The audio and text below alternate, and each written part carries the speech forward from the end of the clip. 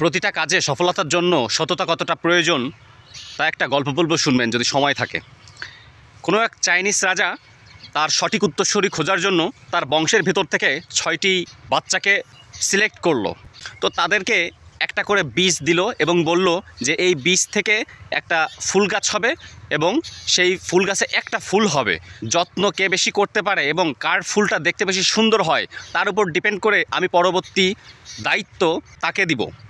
এই শুনে 6টা বাচ্চাই কিন্তু সেই বীজটা নিয়ে গেল এবং সবাই বীজ থেকে চারা গজানোর জন্য সর্বোচ্চ যত্ন করলো।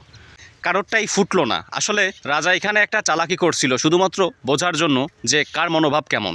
সে এমন একটা বীজ দিছিল সবাইকে যে বীজ থেকে আসলে কখনোই অঙ্কুরোদ্গমন হবে না। এই অবস্থায় 6 জনের মধ্যে বাকি 5 জন দেখলো যে যেহেতু বীজ থেকে চারা গজাচ্ছে না, তাহলে তো আমার কোনো সম্ভাবনা নেই, আমি তো আগে থেকেই ডিসকোয়ালি, তাহলে আমি অন্য একটা ফুল গাছ নিয়ে রাজার দরবারে যাই।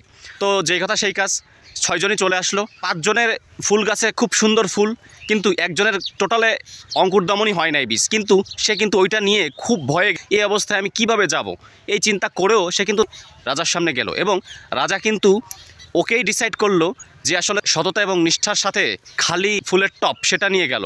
কারণ রাজা চাচ্ছিল তার পরবর্তী উত্তরসূরি এমন কেউ হোক যার মধ্যে সততা এবং নিষ্ঠা, ন্যায়পরায়ণতা থাকবে।